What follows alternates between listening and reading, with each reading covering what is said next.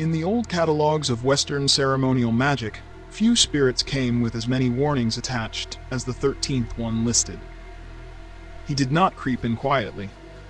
According to the men who claimed to have summoned him, he arrived to the sound of trumpets, mounted on a horse the color of bone, and he arrived furious, not because he intended to refuse the summoner, but because the text said his fury was a test.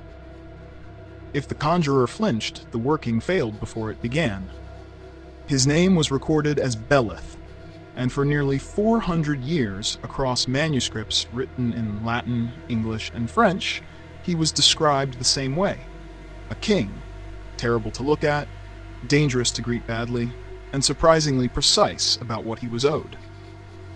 This episode pulled together what the surviving grimoires actually said about him, who he was ranked as, where the earliest accounts placed his origin, what rituals were recorded for controlling him, and what legends grew up around his name across different centuries and different countries. Before we begin, if you enjoy diving into the stories of supernatural beings from mythology and folklore, please consider subscribing and following the channel.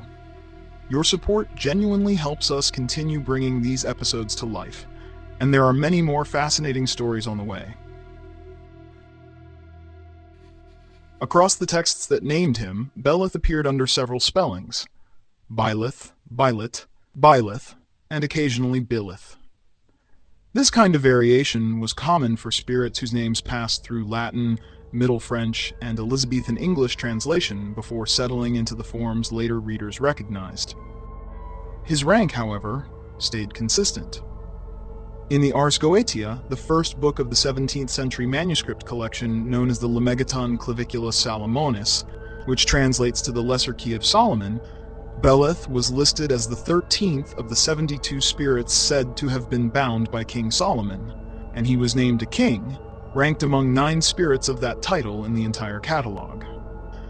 The text placed him as formerly of the Order of Powers, one of the angelic choirs of medieval Christian angelology, and, in this tradition, the rank he was said to have held before his fall, and stated that he now governed 85 legions of spirits. Where the name itself came from was never settled. One proposed route traced it to the Hebrew verb bala, meaning to terrify, consume, or waste away, fitting, given how consistently he was described as frightening on arrival. A separate theory pointed instead toward Baalat, a feminine title meaning the lady or mistress, used of certain Canaanite and Phoenician deities associated with Baal worship. This theory listed Beleth alongside other Goetic names, Asmodeus, Astarte, Berith, as demon names possibly descended from older Near Eastern deity names absorbed and recast as devils by later Christian compilers. No grimoire resolved which theory was correct. Both were simply recorded as possibilities by later scholars working from the older texts. The written record of Beleth did not begin with the Ars Goetia. The fullest early account appeared in Pseudomonarchia Daemonum, written by the Dutch physician Johann Weyer. Weyer recorded that Beleth held out hope of one day returning to what the text called the Seventh Throne. Like several other fallen spirits in the catalog, Beleth believed that after 1,200 years, he would be restored to that place. The text, however, added flatly that he was deceived in this hope. The same doomed redemption motif appeared attached to a handful of other spirits in Weyer's list. But Beleth's case was recorded distinctly, with his own timeline and his own outcome, which is failure. One of the more specific legends attached to Beleth tied him to the period just after the biblical flood. According to Weyer's Pseudomonarchia Daemonum, Ham, the son of Noah, was said to have been the first person to invoke Beleth once the floodwaters receded, and with the demon's guidance, Ham was credited with composing an early treatise on mathematics. The text offered no further detail, no account of how the invocation was performed or what became of the book. But the claim placed Beleth's first recorded contact with humanity in the deepest antiquity the biblical timeline allowed, framing him not just as a king of spirits, but as an old source of forbidden technical knowledge passed down before most other history began. The text never explained why Ham specifically sought Beleth out, or what need or desire prompted the invocation in the first place. The outcome attributed to the encounter, a treatise on mathematics, also sat somewhat apart from Beleth's usual office elsewhere in the record, since none of his other entries connected him to mathematics or technical knowledge in any other way. What the setting did imply, without stating it outright, was a period immediately after the flood, when human civilization was effectively starting over, a detail that gave the legend its placement in deep antiquity, even without explaining Ham's own reasoning for turning to Beleth rather than to any other spirit.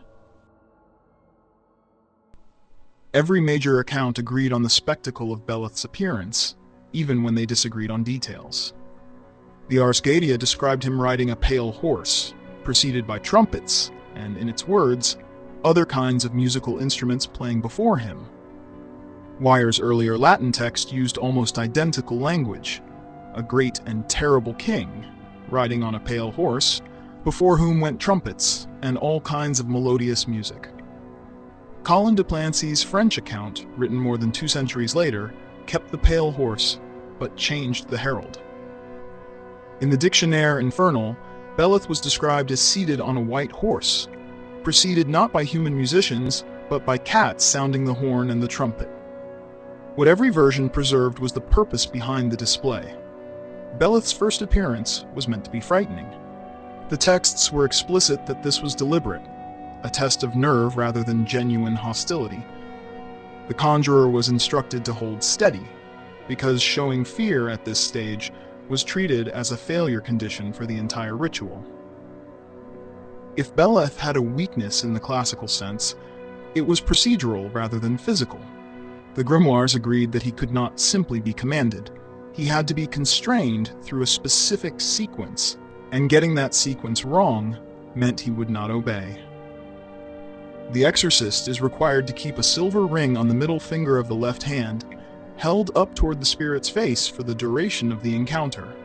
The same protocol, the text noted, that was kept before another infernal figure, a maimon, suggesting this was a shared point of court etiquette among the higher-ranked spirits, rather than something unique to Beleth alone. Despite his fury, Beleth was also recorded as demanding courtesy. Because he held the rank of a great king, the texts instructed that he be received with respect and given homage, the same way lesser kings and princes paid homage to him.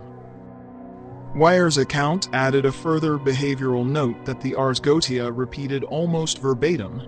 The exorcist had to take care of his own composure first, to steady himself before attempting to calm the spirit, the implication being that Beleth would sense and exploit hesitation.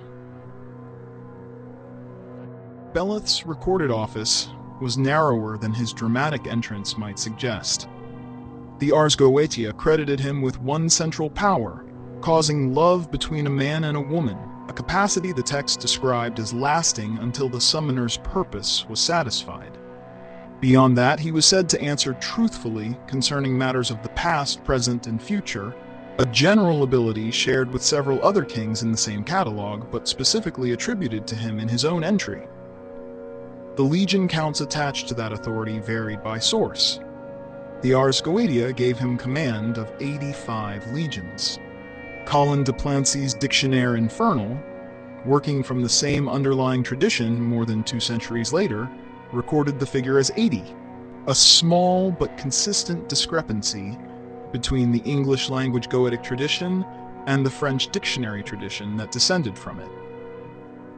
The German Hebraist Johann Reuchlin had compiled a list of 72 angel names in his work De Arte Kabbalistica, drawn from a Kabbalistic reading of 3 consecutive verses in the Book of Exodus. Taken alone, this list, known as the Shem HaMephorash, had no connection to Beleth or to any of the Goetic spirits. That changed in the 17th century, when the English magician Thomas Rudd proposed matching each of the 72 Shem HaMephorash angels against the 72 spirits of the Goetia by their position in each list, treating every angel as a balancing or restraining force against its numerically corresponding demon. Under that later system, since Beleth held the 13th position among the Goetic spirits, the angel set against him was the 13th of the Shem HaMephorash, generally named Yezalel. Some compilers of this tradition associated Iezalel with fidelity, friendship, and harmonious relationships, a thematic echo of Beleth's own office over love.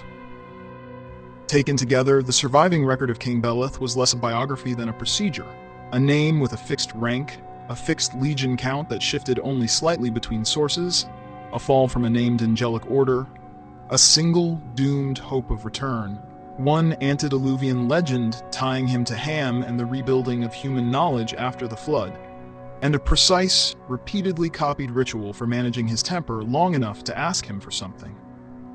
That's where the written trail on King Beleth ends for now. Thank you for spending this time going through it. If this kind of source-grounded look at the old grimoires was useful, sharing it with someone else who'd find it interesting helps more than almost anything else. And the next entry in this series is already in progress. Until then.